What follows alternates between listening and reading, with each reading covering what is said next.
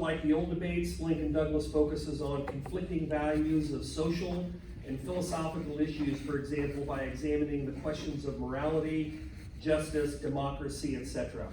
And like Christian said in his comments on the Constitutional Minute before I came up, this is really about understanding the perspectives and winning arguments with debates so that we can make informed choices as citizens and voters. As I mentioned, we have two incredible speakers with us here today. The first is Andrew Greenberg. Andrew is an associate professor of economics and government at Dallas College, Richland campus. Prior to his time at Dallas College, he was a high school public speaking and dual credit government teacher at Mesquite ISD. Serving in the public schools for the better part of a decade, Andrew saw really firsthand the challenges faced by students, teachers, and administrators.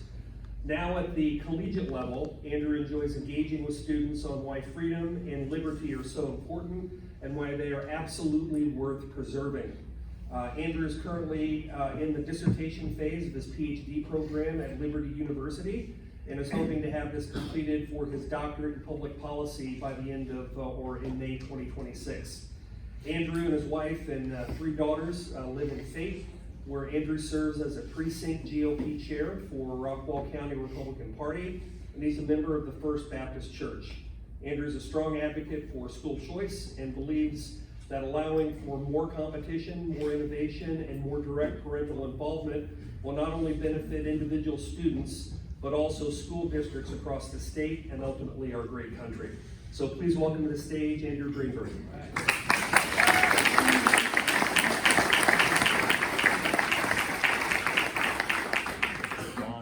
Our next impressive speaker is Scott Midler. Scott and his wife Leslie are the founders of the Friends of the Texas Public Schools, which is a 501c3 nonprofit organization committed to educating Texans about the strengths and achievements of Texas public schools. The Midlers founded Friends in 2004 in response to the criticism that was being leveled at our Texas public schools with little, if any, recognition to their accomplishment, such as achieving the highest graduation rates in the country. After growing up in Austin, Scott earned his bachelor's degree in journalism and his master's degree in public relations at the University of North Texas. And he began his professional career as a newspaper reporter and photographer, covering professional sports. He then served 2 different school districts as public information officer, where he is responsible for keeping communities informed about their schools, and has invested really the last 25 years of his career in educational architecture industry. In 2013, Scott was elected to the Rockwall City Council, and in 2018, he ran for lieutenant governor in the Republican primary to put some pressure on the incumbent at the polls to reconsider his hostile politics towards public education. Scott and his wife Leslie live in Rockwall and are members of the Lake Point Church. They are proud parents of 3 mostly adult children, including 1 Texas Tech alum, an airman in the United States Air Force, and the youngest, which is in her first year of college. Please welcome to the stage, Scott Midler.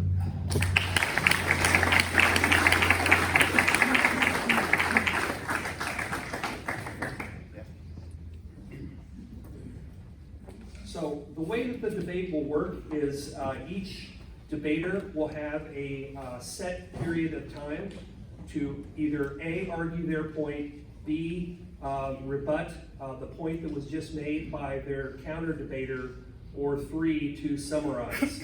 And I will be keeping time here at the podium and allow each of the debaters an opportunity to present their side of the equation, and again, with the entire express purpose to educate the group that's here in the audience today. Again, I understand that there are really strong opinions on the issue. I would ask that you respect the presenters on the stage, allow them to continue their points and articulate their positions on this important topic. Starting out in the affirmative will be Andrew Greenberg. Andrew, you have 6 minutes to make your constructive argument with regards to your side of the equation. Mr. Greenberg. Thank you. When we look at the topic today, I guess I should use the mic. Testing, is this? No. I guess not. Are we?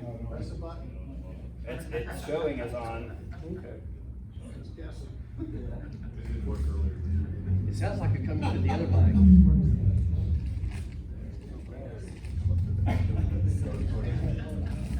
So continue, we can hear you.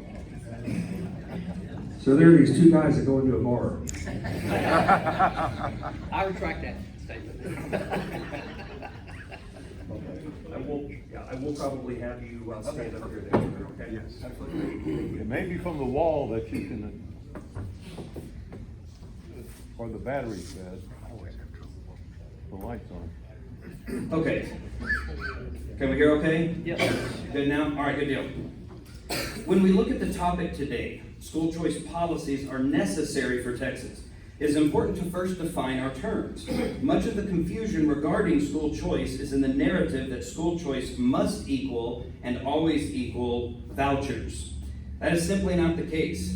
Vouchers has kind of become this boogeyman-like term used by anti-choice advocates to misrepresent what the school choice movement is looking to achieve. In fact, our most recent legislation didn't even look at vouchers, it was looking at education savings accounts.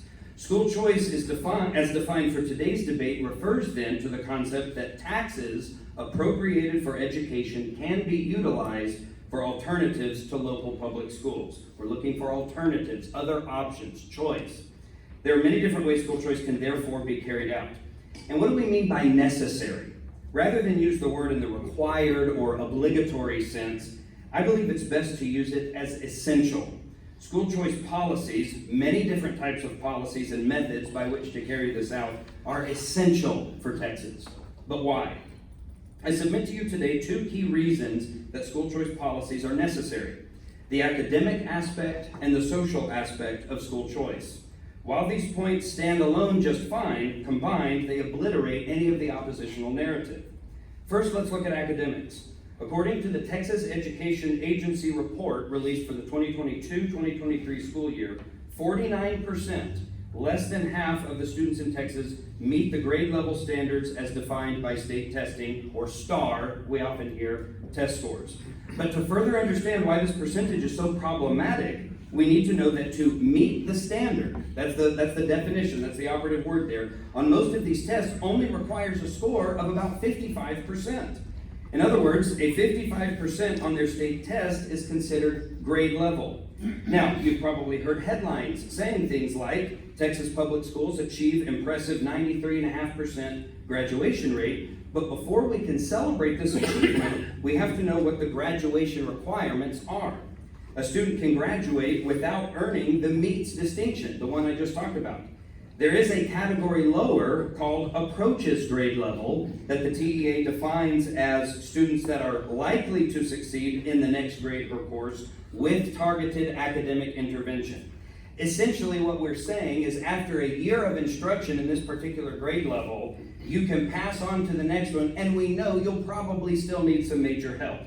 This approaches grade level mark is considered passing, and earning a grade of 30%. You can earn on that STAR test almost a 30% on many of those tests, which will get you to that level. We spend more money every year on public schools in Texas and have yet to see proportional increases in student performance. Even if we're still short in fully funding public schools, we often hear that. We don't really ever know what number we're looking for there, but we do hear that we need to fully fund public schools. We should see some improvement. If a little bit of money is given, we should see some, and we do not. In short, 93.5% seems high until we learn that students earning 30s on their assessments are considered graduation eligible. It would be the equivalent of me saying, be sure to show up on time for our 8 a.m. meeting. Well, what constitutes on time? As long as we define on time as within an hour of the start time, we could technically say that we're on time. And imagine if 30% of the time I only showed up on time 30%, but 70% of that time it was within that hour. Would you consider that reliable? I doubt it. Another academic element is that 21 empirical studies were performed examining school choice and its impact on the academic outcomes of public schools, an argument that's often used to say that it's going to harm the public schools. 20 of those 21 random studies found that school choice improved public school academic outcomes. To go a step further, the research also concluded that 65% of studies performed on school choice found academic achievement for school choice participants. Implementing school choice from an academic standpoint benefits students leaving the public schools and the students remaining. It helps all students across the state. Second, the social aspect. There's no doubt that in recent years, with the current trends of our culture, sexually explicit books, pornographic material, and other wildly inappropriate content has made its way into our public schools. Even without the outrageously offensive examples, the Black Lives Matter movement, the LGBT agenda, and other Marxist-related ideologies have snuck in, largely under the guise of social and emotional learning, tolerance, and inclusion. Sexual education, and this is a new law, sexual education is now opt-out instead of opt-in, meaning children will automatically review sex ed material unless their parent ahead of time says, no, I don't want my child to see that. DEI policies are wreaking havoc in districts across the state, with hiring decisions being based on skin color and gender rather than who is most qualified. While many districts have announced they're going content neutral this year, which is a great thing because of the outrage and backlash by many parents, there are still major problems bubbling under the surface, and at any moment a situation could arise that affects any one of our students. I do feel compelled to acknowledge the story within our very own Rockwall ISD that has surfaced very recently. While this debate is not addressing, I want to be clear, not addressing what happened at Springer Elementary, it must be acknowledged that for one family, one child, an alleged morally reprehensible action occurred.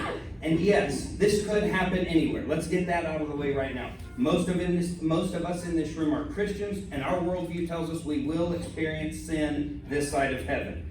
But the point I want to make here, as it relates to school choice, is that with the laws on the books today, if the parents of this young child no longer want their student to attend that school, or if other parents are worried that something similar may happen to their child, my opponent's position is that unless they pay for it themselves out of pocket and without regards to the school property taxes that they're already paying, they cannot choose a better alternative for their child.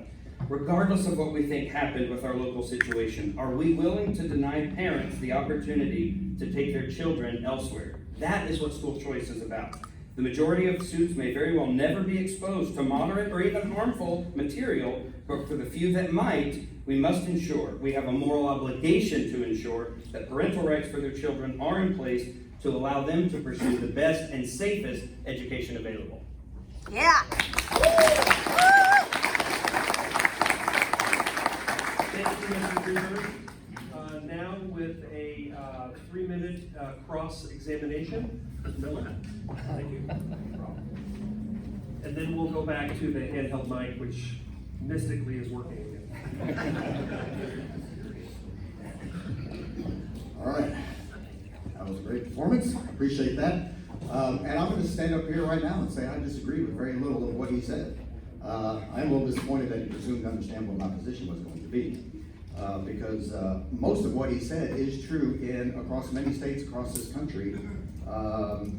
But generally, except for an occasional anomaly of a day across the state of Texas where 800,000 people work in our schools, some dummy somewhere is gonna make a bad decision. Or we're gonna have morally reprehensible behavior. And guess what? You know who is the most outraged by any of that? It's their colleagues and their school superintendent and their school board. They're the most outraged by that, and they stuff it out as quickly as they can. They make sure the kids are safe. They actually do that, that just doesn't ever get the headlines. Doesn't make the news. It doesn't get the sound bites because it doesn't fit the narrative. And so just so you know, the people working on public schools are very passionately committed to love and educate our children in our schools and protect them from all the harms that come their way. In fact, I will go as far as to say that our public school educators are every bit the emergency responders, first responders that a fire, police, and military are. They save lives, and the difference is they save lives every day, but they will never know whose lives they save. And so I would like for the tone of this, and I'm not saying that you did this, but I would like for the tone of this conversation to always be with respect and regard for the honorable people who choose to work and serve in our public schools. That's all I'm going to say to counter that. But what I do want to say is, based on my bio that was read, I'm a liberal. And I'm just gonna tell you, I'm not a liberal, but because I run an organization that is called Friends of Texas Public Schools, my conservative brothers and sisters assume that I'm a liberal, right? Or at least a rhino or whatnot, but I'll just tell you right now, I have voted for Donald J. Trump 5 times, and I'll do it a 6th, okay? There's other primaries too. Let's see. I consider myself I consider myself a rational Republican. I really try to seek out information and try to understand both sides of an argument. So I am going to listen to Mr. Greenberg because I think he presents some very valid arguments, particularly for schools in Washington, D.C. and New York. But what's happening in Washington, D.C. and New York is not happening here in Texas. It's not the norm. Again, it's an anomaly. And the news media, I have a degree in journalism, they teach us to focus on the anomaly of the day, to put that out there, to make that the conversation of the day. And for those of us who have no formal connection to public ed, or not in the schools every day, when we hear the one anomaly every single day, they add up to, well, our schools must be failing, and all of our teachers are abusing children. Just not true. And so I'm going to say that I believe that we need, as a rational Republican, that there is a need to invest dollars in our cities, in our schools, in our counties, and in our state. We want to do that, with good smarts. We want to be efficient about it, but we do have to invest. I mean, look at this lovely facility we're all sitting in right now in the air conditioning. We could be sitting in the parking lot all sweating our tails off, but we're sitting right here in this nice building because it's a publicly funded building, and we're grateful that we have this building. I like this building. And what I do want to say as a conservative Republican is I do not believe we should be jumping over dollars to save dimes, and that includes funding our public schools. We have had no new money invested in our public schools. I'll say very, very little since 2019. And what has happened to inflation? Our schools pay all the same bills that we do. Our schools pay insurance, they pay the electric bill, they pay everything else. They got to fill up the gas tanks in the school buses with no new funds. 0 new funds. That's a fact, and I'll probably argue against it, but that is a fact. Since 2019, schools are having to do more with less with each passing year, and they've had to do that for the last 20 plus years because our state is very, very conservative. And I'm grateful that I live in a conservative state. Where's the time? Almost done? Almost good? Right now. Oh, right now. Okay, well, I'm going to pose a question. Okay, I'm just going to pose a question to y'all to kind of broaden your context about this. As you listen to what you hear, I want you to think about, why do we pay taxes, right? Is it for the private benefit of individuals or for the public good of all? Why do we pay school taxes? Is it to educate our own kids, or do we pay school taxes to educate all children regardless of their circumstance? Do we pay taxes do taxpayers who do not have children in school benefit from the school taxes they pay? Of course they do. And then just as a reminder, what is the real fundamental purpose of public education? I think we've forgotten that over the decades. All right, it's to provide a universal access to free education. I know that's not a popular statement in the conservative room. Guarantee equal opportunities for all children at least a minimum level. Unify a diverse population. Prepare people for citizenship in a democratic society. Prepare people for becoming economically self-sufficient. That's the number one in my head. In my mind, and then lastly, improve the social condition for everybody. With an education, people can improve their lives. So I'll stop there. Good? All right.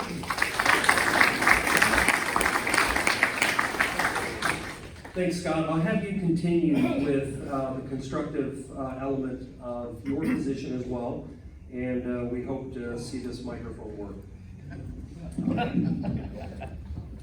Thank you, sir. All right. Testing. All right. There you go. See hands in the back.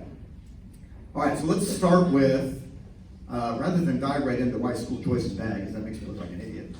Who's going to be against school choice, right? I mean, that's such a nice phrase.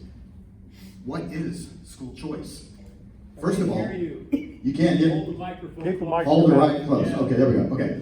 First of all, so what is school choice? Let's talk about that for just a minute. Let me be clear, I'm not opposed to the notion of school choice. What I am opposed to, and will argue against this morning, is the bill of goods we're all being sold by some politicians under the moniker of school choice. Okay? It's branding, y'all. It's smart marketing. It's rebranding. School choice is a euphemism for free government vouchers. Not school vouchers, but government vouchers. Mr. Greenberg pointed out that we're not talking about vouchers now, we're talking about ESAs. But let me just tell you what, ESAs are vouchers. There will be no actual savings account in your child's name. That's not how it works. The dollars will just follow.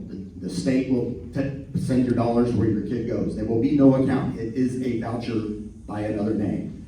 Other clever euphemisms are tax credits, scholarships, parent empowerment. We're going to empower parents. We're going to have educational freedom. Woo! And of course, ESAs. We already have educational freedom. We have the freedom. There's a lot of options. I'm going to share some of those with you. Vouchers are simply taxpayer-funded coupons with no parameters or public oversight. Free money, basically, from the government. Our tax dollars get to public funds. Not at all unlike the Obama phone. Remember the Obama phones? Phones for everybody. They were buying votes with Obama phones. Guess what? Republicans do the same thing. They're buying our votes by saying, hey, free money, have some money. Here's some money to go educate your kid. Vouchers were first proposed in 1954 to preserve segregation after Brown v. Board of Education was passed.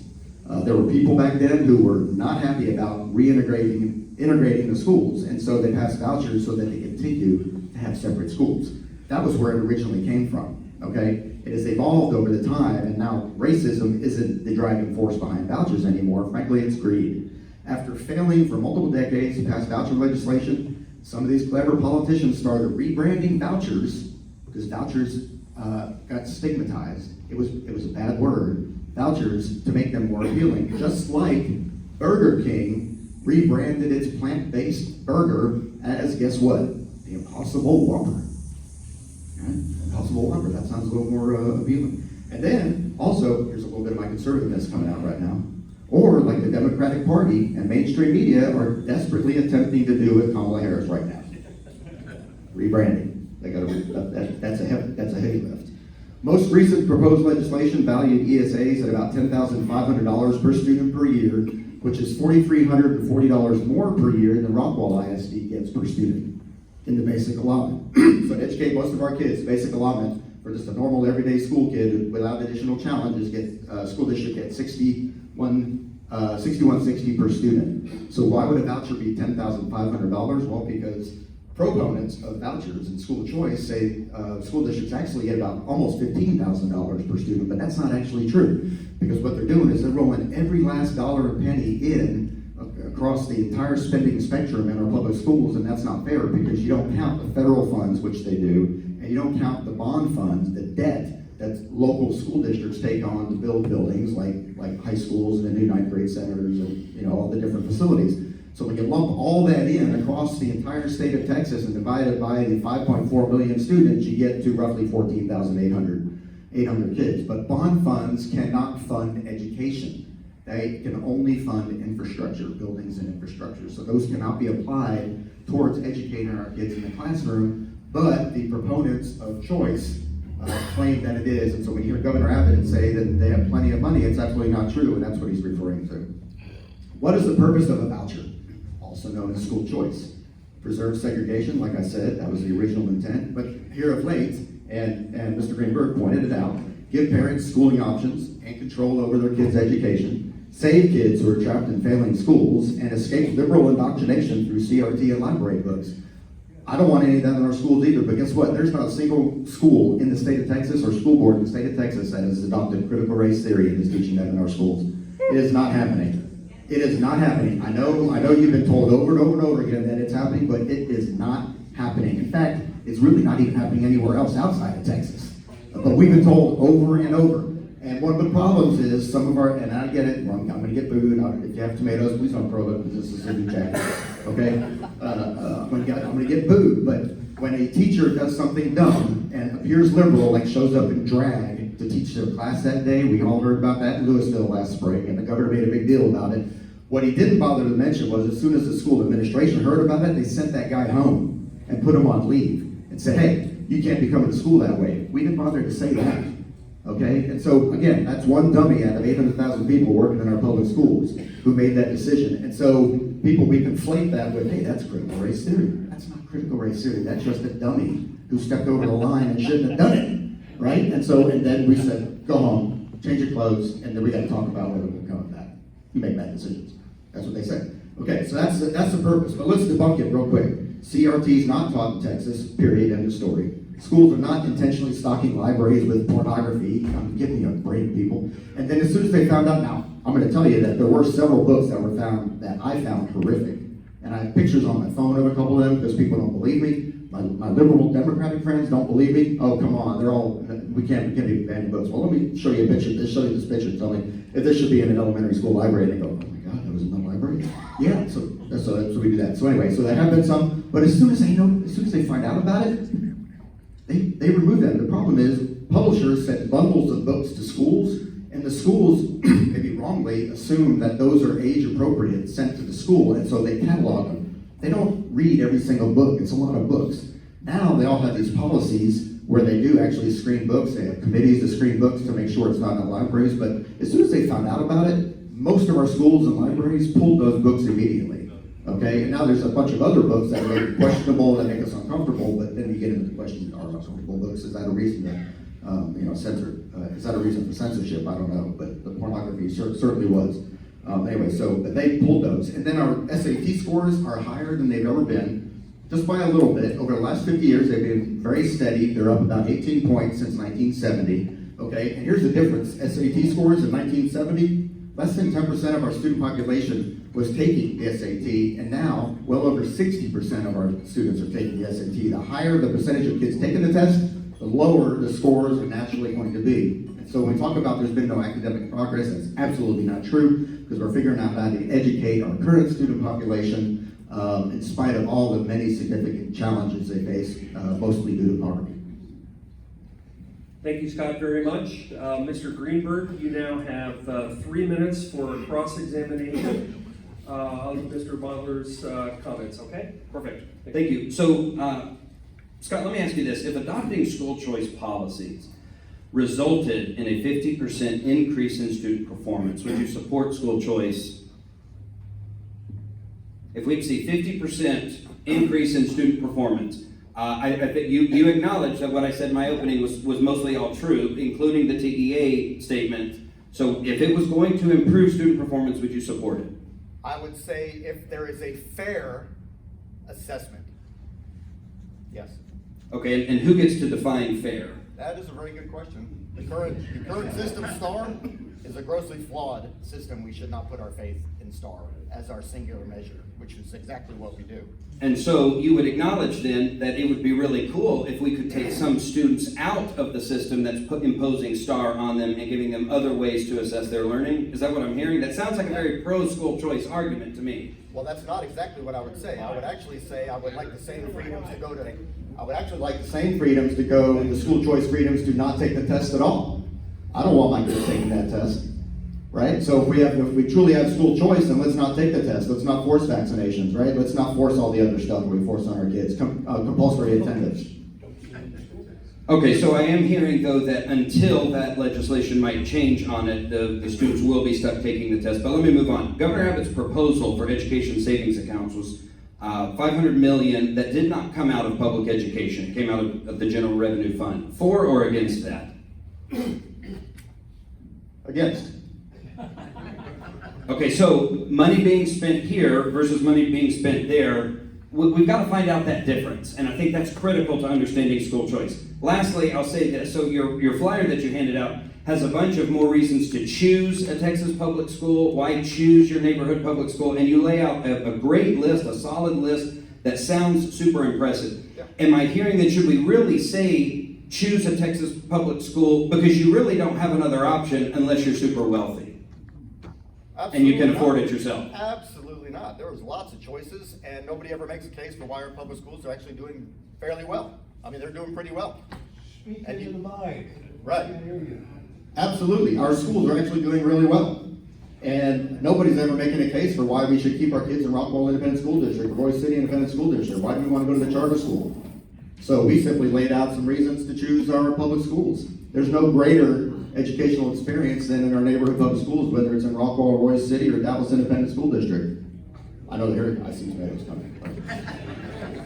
Okay, that is my opponent making the decision for families everywhere. What is the best decision? I do want to acknowledge that. And with that, my cross-examination ends. plans. Okay, thank you, Mr. Greenberg. I appreciate that very much. And thank you for the counterpoint, gentlemen, and more importantly, the civility. So thank you for that. I'm civil in anything. Okay, Mr. Greenberg, you have 4 minutes for your affirmative rebuttal.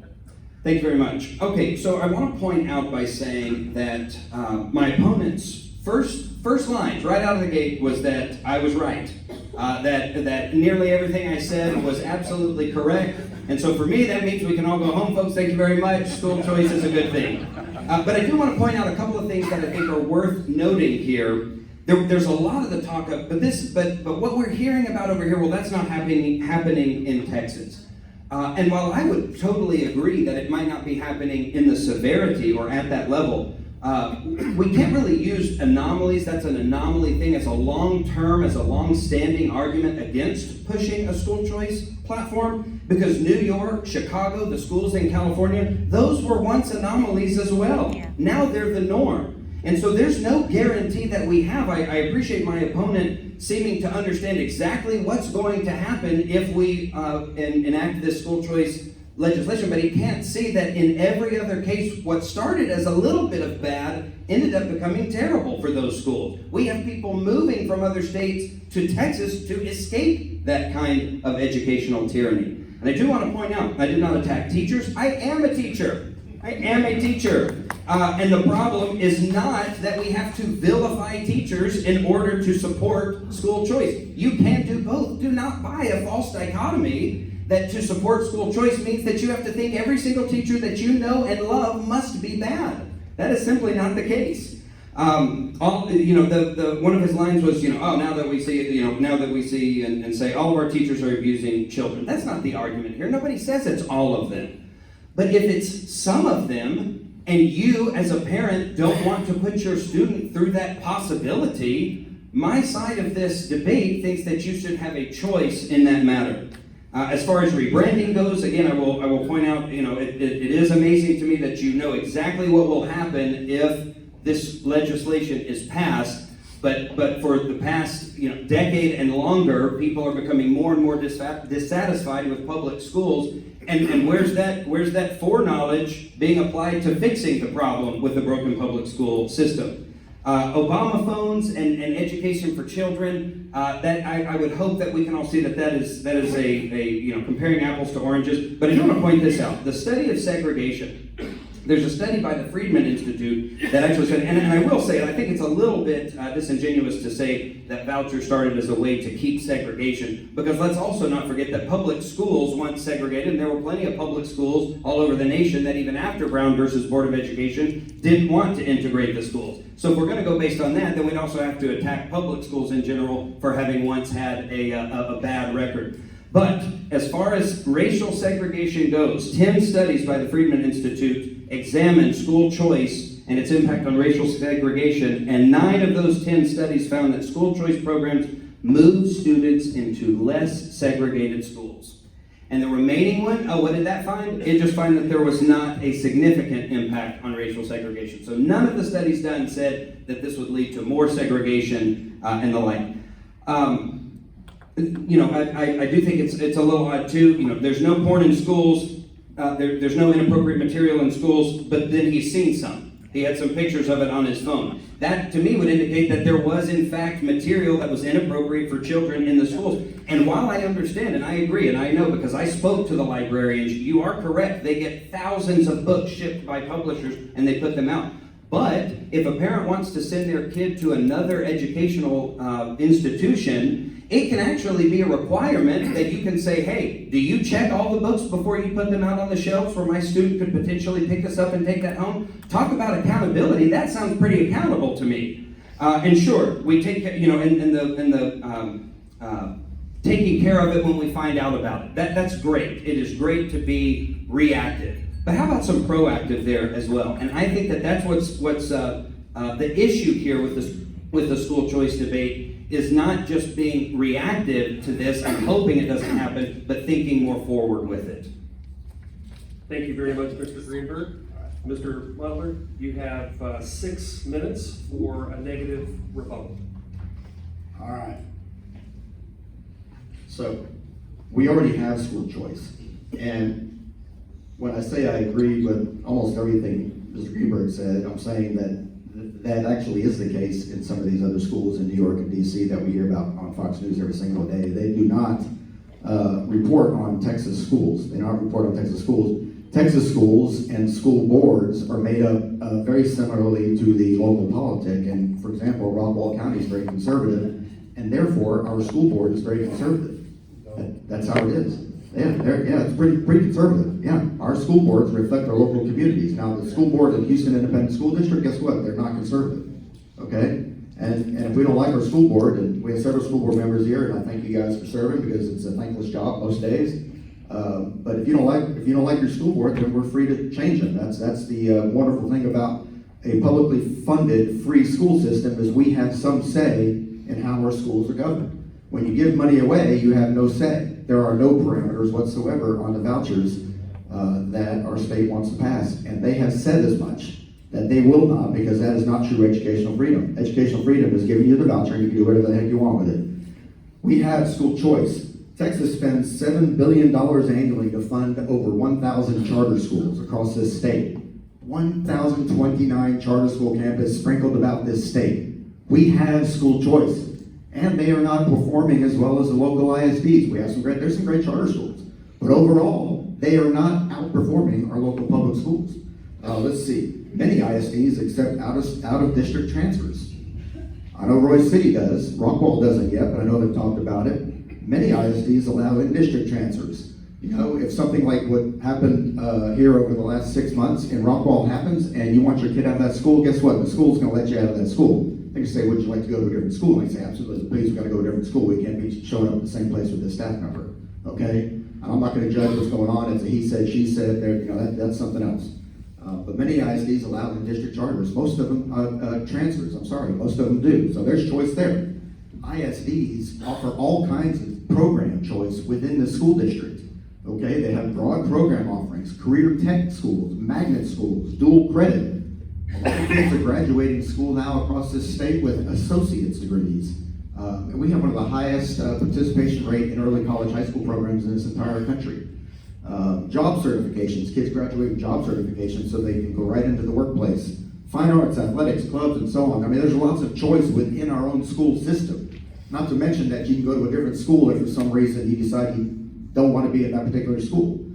In most cases, your school leadership, your district leadership is going to let you out of that, because why would you want to keep somebody in a school that's not happy about it, right? Okay, there's also homeschooling options. Hey, I run Friends of Texas Public Schools. Our two oldest kids graduated from Rockwall High School. They're Yellow Jackets. Our youngest kid was homeschooled because it was the right fit for her. Online schooling options. Texas Tech University has an excellent online schooling program, okay? You can do your school online at Texas Tech University. Private schooling options are also an option to you if you have the means to do it, but I don't want to pay for your kid's private schooling option. I don't want my tax dollars to pay for your kid. Vouchers, here's the argument. Vouchers are counter-conservative. There's nothing conservative about a voucher program, school choice, anything, and there's all kinds of unintended consequences. I'm going to share a few with you. As an authentic, conservative, Christian, lifelong Republican, I believe that gifting of billions, or any amount, of tax dollars is the most counter-conservative notion ever dreamed up. All right? Gifting public funds is not conservative, nor is it legal or constitutional. Our own Attorney General just said that when he and the governor rightfully attacked the city of Houston for considering minimum income grants, scholarships, vouchers for the lowest income households in Houston. I didn't think the city of Houston should do that, but it's the city of Houston. I mean, that's not my thing. But they attacked them for that, and they said that gifts of public funds for individual benefit are unconstitutional and illegal. Hello? That's exactly what a school voucher is. That's what we're talking about. That's what school choice is. It's exactly what school choice is. Spending tax dollars with no public oversight is not conservative. Expanding government through entitlement programs is not conservative. This is entitlement for families who already have their kids in private school. That's where all the money's going to go. That first $500 million is going to all the kids who are already in private school. They're not going to help kids who can't get there. That's where it's going. Subsidizing private schools with public funds is not conservative. Duplication of public services is not conservative. Funding, this is important, funding anti-American radical religious education is not conservative, y'all. Only 60% of the private religious schools in Texas are Christian-based, okay? The others have, any other religion, from Wiccan to Judaism, whatever, to Islamic, vouchers will go to all those schools, and I don't want my tax dollars funding Islamic education. I have nothing against, well, I'm not going to go on record there, right? But I don't want to fund religions and beliefs that conflict with my own with tax dollars. I don't want to do that. And then unchecked gifts of public funds for individual benefit are unconstitutional, illegal, irresponsible, and unjust use of taxpayer dollars and are not conservative. How about rather than pouring billions into these school choice initiatives, which are just vouchers, how about we just put a few more million into the 6% of campuses that aren't actually meeting the grade in Texas? According to the state's own measure, 74% of campuses across the state of Texas earn an A or B in the rating system. Another 19% earn a C. Only 6% earning below a C. Let's just help our schools, lift them up. And just because they're rated a C or a D or even an F doesn't mean they're actually failing. It means they're not meeting the official requirement of the STAR exam specifically, which is not designed to help. It's not designed for kids who live in poverty. Thank you, Mr. Muller, very much. Mr. Greenberg, you have the final 3 minutes of the program for your affirmative rebuttal. Thank you. So again, you heard it, just a little bit more money, then the changes will start to be made. Again, I think it's important to define terms. Schools are at an A or B, but we just saw, according to the Texas Education Agency, this isn't a pro-school choice, Uncle Bob's pro-choice, pro-school choice, website that is supporting this. This is TEA that says that 49% of our students are at grade level how they need to be. We can, you have to be mindful of what the data is showing you. Just saying A or B doesn't really give us context into what is going on. As we mentioned at the beginning, this debate is not about the ability of teachers, it's not about the character of administrators, even the virtue of school board members, but about whether or not Texas should open opportunities for students and parents who feel like the one-size-fits-all approach given to them does not meet their specific needs. I do find it a little bit odd that we don't even have the final legislation out, but my opponent knows exactly what's going to happen and where all of those $500 million are going to go. But I didn't even mention, although the material is there, how woefully inadequate our own public schools often do in showing where their money's going. So we know where this hypothetical money that hasn't even made it to the state yet is going to go. Let's clean up here first. Let's clean up what we have, and maybe there won't be as much of a push for school choice initiatives. Let me give you this example. Imagine, even here in Rockwall, we'll say it's, and I do want to point out because I think it's important. He did mention Rockwall is conservative, and that's awesome. We love it. We love being the reddest county in Texas.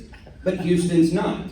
So does that mean we make all of our legislation just based on what's going to help Rockwall County? Because eventually Rockwall County might, and dare I say, I hope not, but we can look at Tarrant County and we can look at Collin County as examples. If we don't shore up statewide initiatives, we think that all of that is just going to stay on the other side of the lake? Absolutely not. It will encroach here as well. So here's an example I'll leave you with. The idea of, imagine some local governing officials wanted to create a local health board. And we were going to take some taxes from you that was tied to the value of your property. We were going to open up some health grocery stores and some gymnasium centers. You could use these free of charge. You could walk in. You could go and use it to your heart's content. And you could, if that wasn't meeting your needs, you didn't like the options there, you could go elsewhere if you were wealthy enough to afford it or had the means to afford it on your own. Does that sound like a system that's prioritizing health? Does that sound like it's best suited for your needs? I know that Scott had mentioned if we want to educate our kids, or just our kids, or all kids, I want to educate all kids. And like I said, the data shows that school choice boosts it for all kids. So I'm glad we agree there. School choice, the studies show. I referenced studies that said that. School choice does not mean we have to do away with public schools. We can celebrate the accomplishments of our public schools. And competition will only make that better. Competition in every sense works. Why do we assume it's not going to work for our education system? Ultimately, if we believe that our future is predicated on the success of our next generation, we should be looking for more ways to educate, better ways to innovate, and greater opportunities for each and every student across the state, regardless of zip code, regardless of income level, and regardless of bureaucratic rules imposed by government. Thank you.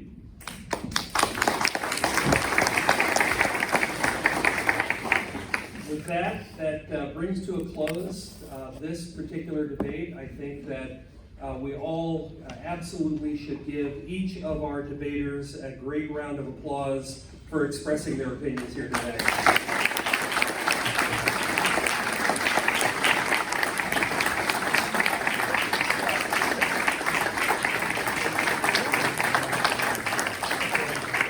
It is absolutely wonderful that in this day and age where opposing points of view are not celebrated, where people are chastised for even entertaining the opportunity to hear someone else who may think a little bit differently, that in this room, in this county, in this day and age, we can have this conversation and still depart friends and still look for more information and education in which we can use to make better decisions. So Andrew and Scott, thank you both very, very much for your time and your preparation.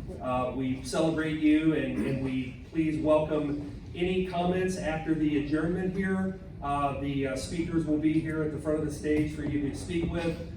Please don't try to rough them up at all. They are great, solid citizens and just great people that did some great preparation work to come here and share with us today. So thank you all very much. Thank you.